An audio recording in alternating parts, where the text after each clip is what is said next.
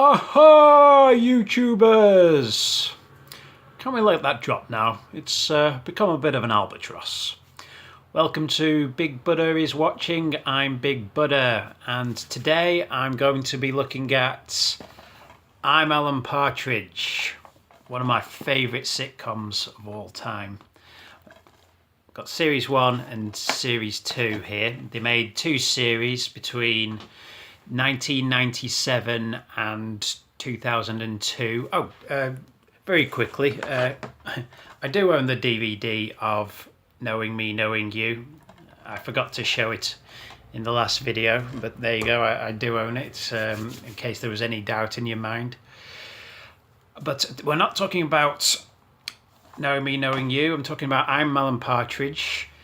Like I say, made between 1997 and 2002. So, in Knowing Me, Knowing You and On the Hour and the Day to Day, the TV version, you had the character of Alan Partridge appearing in sort of mock format television, if you like. The mock news program, and then latterly the mock chat show. In 1997 they decided they weren't done with the character, they being Armando Iannucci and Steve Coogan, and they wanted to do more with him. But they didn't want to do more Knowing Me, Knowing You. They thought there was more mileage to be had in just doing a conventional sitcom with Alan and seeing how that transpired. Turned out it transpired very well, because I think I'm Alan Partridge is a classic. It really turned the world of sitcom on its head. It sort of revolutionised the format in a number of ways, and revolutionised humour in a lot of ways as well. If you listen to the commentary on the first disc, which is hosted by Steve Coogan, Armando Iannucci and Peter Bainham, who were the 3 writers on the series.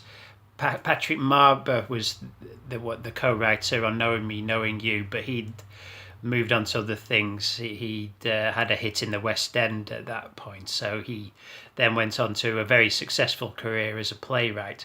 So, and I think initially they thought they would write it all themselves, they being Coogan and Iannucci, and then decided that their writing process really worked best when there was 3 people in the room. Coogan there ad-libbing monologues as Alan and really coming up with very funny stuff mined from his own psyche, really, and Iannucci providing some structure and very good jokes in themselves. But it was also good to have a third voice in the room, so they got Peter Bainham in, who is most famous for, was at that point for playing Peter in Fist of Fun, the scuzzy little Welsh lifestyle expert.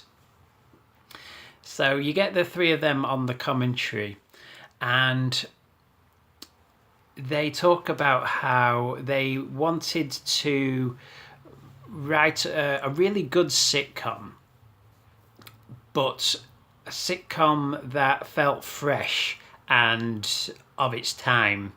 So a 90s sitcom. And they wanted to not rely on old hackneyed sitcom tropes and old hackneyed jokes. They wanted the humour to feel very fresh. They even get as specific as talking about punchlines to gags and reinventing punchlines, whereas in the past certain numbers were deemed to be very funny, like 37 and 23, odd numbers. You know, the punchline to the gag about somebody describing something that very childish, and you assuming that they're talking about their childhood, and then somebody says, "How old were you?" 23 is always the standard punchline to that joke. When you talk about a situation where there was a large number of something, how many complaints did you get? 37. Oh, that's a comically large number. They wanted to move away from those type of punchlines, so they decided that 50, would be the standard punchline to that joke. A nice round number. How old is Lynn? 50. How many complaints did Alan get from farmers that he angered on his radio show? 50.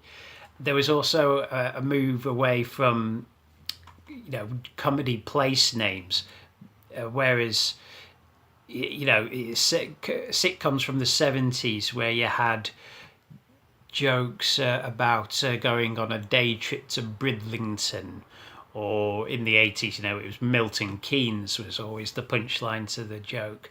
3-syllable place names. They said they wanted to reinvent 1-syllable place names as the punchlines to jokes. So Milton Keynes becomes Crewe or Leeds. Where does your brother live? Leeds. Very clipped, rounded punchlines.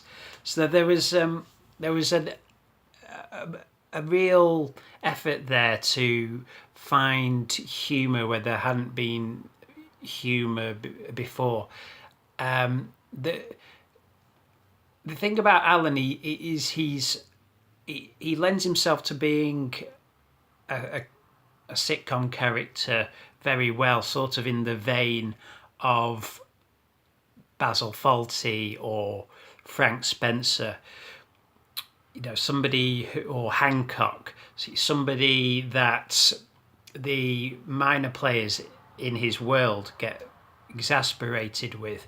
But whereas those sitcoms take place in a very sitcom-y world where the minor characters would generally overact in a very sitcom-y way, they call it Spencerisms in the commentary. Please, Mr. Spencer, please leave us alone. There was a move away from that kind of style of sitcom. They wanted something that where you had the sitcom character, the sitcom central performance, but that character existing in a real world. So the supporting actors were always told to play the humour for real, as if you would in a drama, and just leave it up to Coogan to be the outrageous one. And I think that's one of the things that works really well about I'm Alan Partridge is it's an outrageous. It is a sitcom, and he's an outrageous, over the top character, but he exists in the real world, and that's what kind of makes it more awful in a way. In that, awful in a good way, because it's the humour in here is sort of grounded in that kind of bite your fist cringiness, and it's derived from watching it and thinking, my God, if you knew somebody like that in real life, what a monster. And also thinking at the same time, I do know of someone like that in real life, probably. Or maybe, as I've said before, we see something of ourselves in Alan. There was also an attempt to restyle the sitcom in the way it looked and the way it was presented. Whereas traditionally in sitcoms in the past, sitcom sets would have 3 walls, and the studio audience would sit where the 4th wall would be. In I'm Alan Partridge, they built a 4th wall on their sets, so although you still had a studio audience, when the show was being recorded, the audience couldn't actually see the action live. They watched it on monitors, the same way you do in a traditional 3-wall set. but it was watched entirely on monitors, but it was all happening live, so the actors were still able to play to the audience and ride the laughs out, but it didn't look like a conventional sitcom. It was lit more like like you would a drama, so the action has a very docudrama feel to it. And that kind of change in style, I think, led on to things like The Office and Gavin and Stacey. You know, after Alan Partridge, you got more and more sitcoms that were shot single camera and without a laughter track. It's a shame that they didn't take the Alan Partridge way of doing it. I often think of still having the studio audience there, but having a fourth wall in the set and just going for the single camera shoot.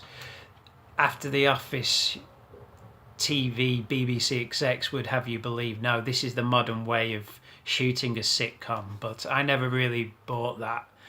Having done media studies myself and had a little bit of experience in studio production, I know that it can be, and having seen comedy shows recorded live, I know that it can be a very nerve-wracking experience shooting in a studio and to an audience. And the simple fact of the matter is, it's far less nerve-wracking to be shooting with a small crew with just a single camera, and you're able to hone a performance a lot better because you can have multiple takes.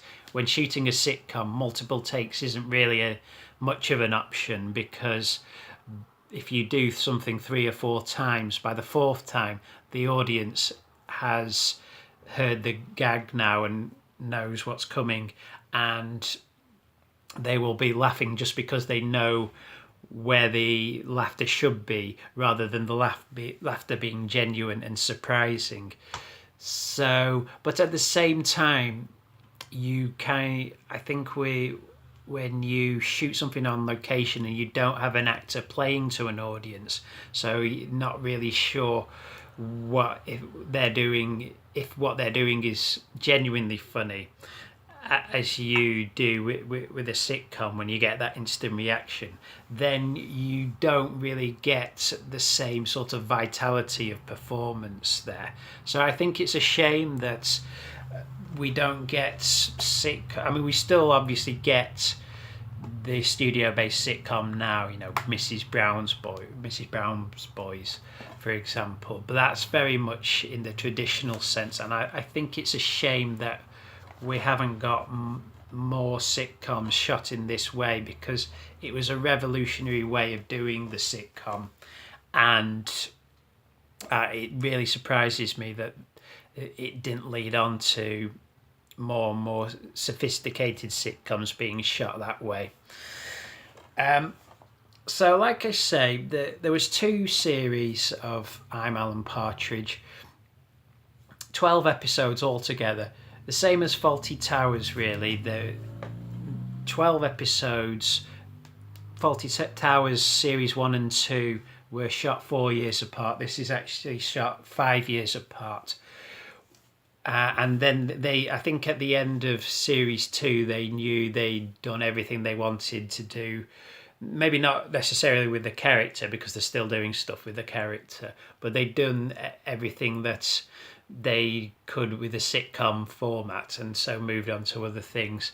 And that's good in a way. I think it would be tiresome now if we were now on series 8 of I'm Alan Partridge and they were still going through the motions. He was still hanging out with Michael, and he was still getting exasperated with Lynn. It would be tiresome. So it's good that they did other things with the character later on, put him in different formats, the feature film, the YouTube podcast.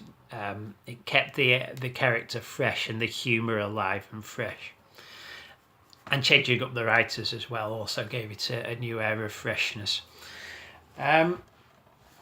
But where it differs from Faulty Towers is that Faulty Towers didn't really change its format up much within the show.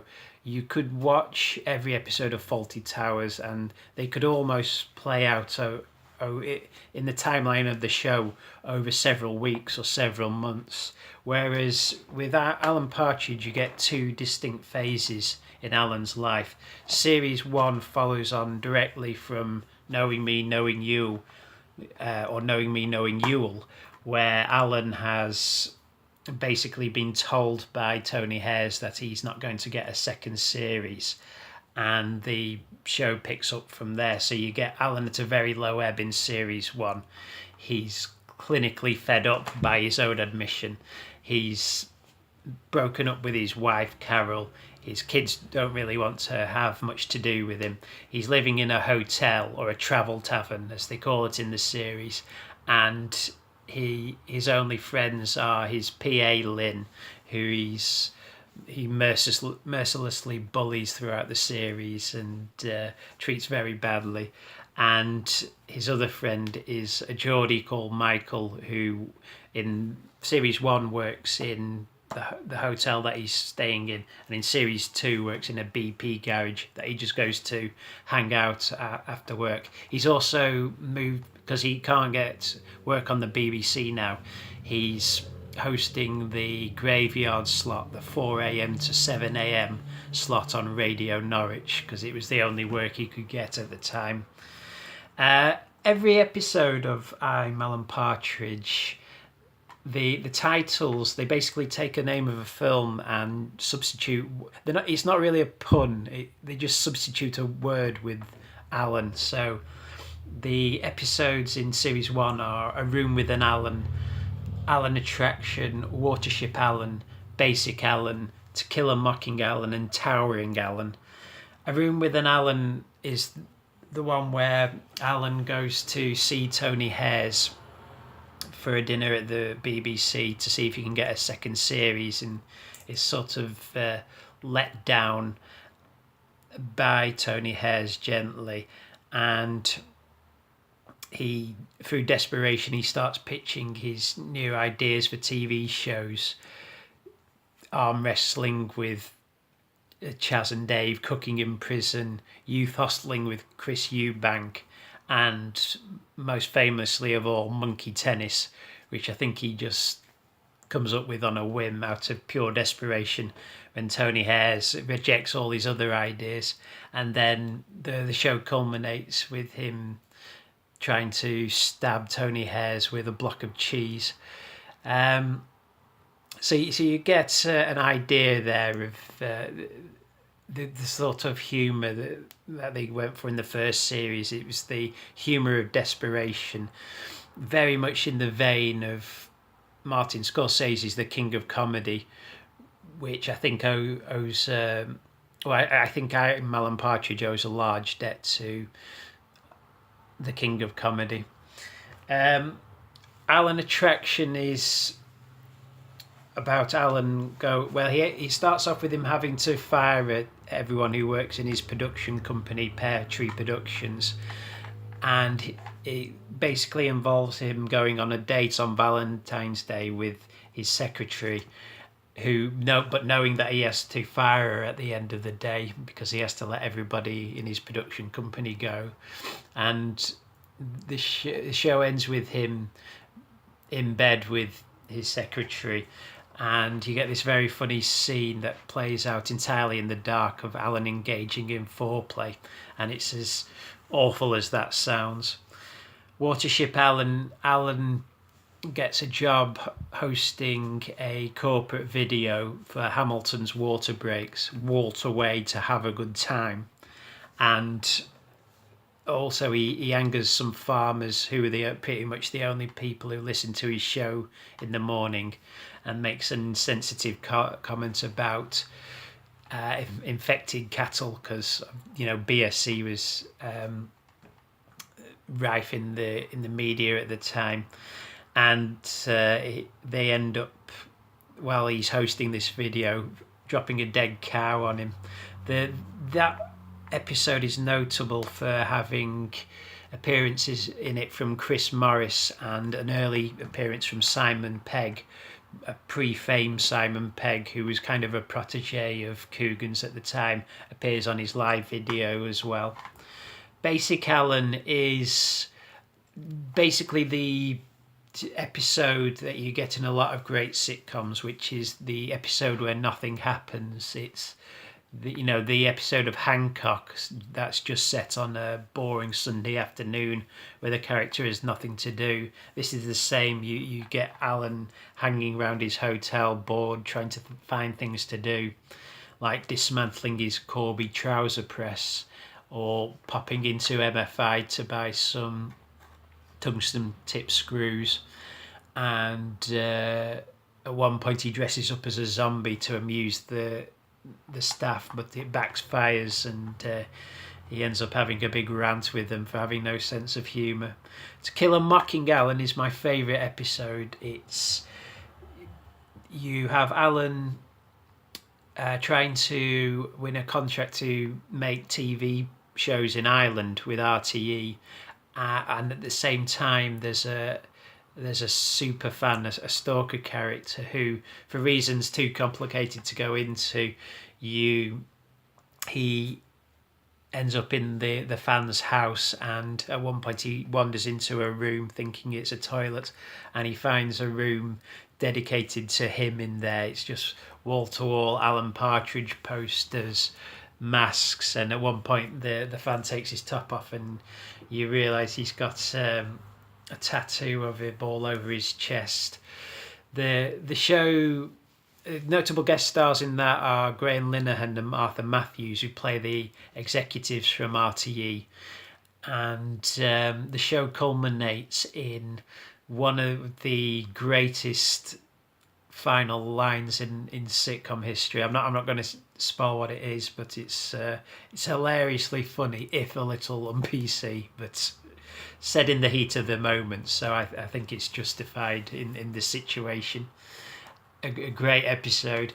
And Towering Alan is Alan thinking he's going to get back onto the BBC. Between episodes 1 and episode 6, Tony Hares dies. He falls off his roof trying to fix a TV aerial, or bring a TV aerial down. Funnily enough, this was actually before Rod Hull suffered a similar fate in real life. But you have Alan getting back into the BBC because the new commissioning editor is a fan of Alan's and a friend of his, although that show ends with that guy dying as well whilst he's signing the contract for Alan to make more shows. And instead of ringing an ambulance, Alan just quietly finishes the signature for him. Between series 1 and 2, of course he never made more shows, because at the start of series 2 he's still working on Radio Norwich, and it's never really explained in the show why he never got back on the BBC, although it's elaborated on more in We Need to Talk About Alan. Just a quick note on, because this is quite a good DVD, it's a good package for the fans. Like I said, as well as the commentaries by the three writers, you also have a commentary by Steve Coogan in character as Alan himself, and by Felicity Montague as Lynn. So they do an in-character commentary on every episode, and it's largely improvised, and some of it's hit and miss, but some of it's really, really funny. There's a bit where he calls Lynn a dick that always cracks me up. You also get a few deleted scenes and a very funny outtake where they can't stop laughing during the chocolate mousse scene. So that a pretty good DVD package there. Series 2 starts off with the Towering Mr. Allen. That's where you have you basically just spend the episode catching up with Alan and seeing where he is now. He's still on Radio Norwich, but he's got a much better slot. He's on in the evenings now, and he's hosting a series called Crash Bang Wallop. What a video, where he just looks at car crashes from around the world. And there's a very funny scene where you see one that he'd filmed a couple of years previously, where he was a lot fatter when he filmed it, because he between the two series they allude to the fact that he had a breakdown basically and drove to Dundee in his bare feet, and he developed an addiction to Toblerone, which is why he's so fat in the old episodes. But in series 2 he's much better. He's lost the weight and he's got a Ukrainian girlfriend called Sonia. The Colour of Alan contains the famous scene where Alan's trying to get into choristers, which is an exclusive. Well, he sees it as an exclusive club that he's a member of. I think there's a deleted scene where he says he's talking about choristers, and he says, "There's only 10 in the world, and they're all in England, apart from one, which is in Scotland."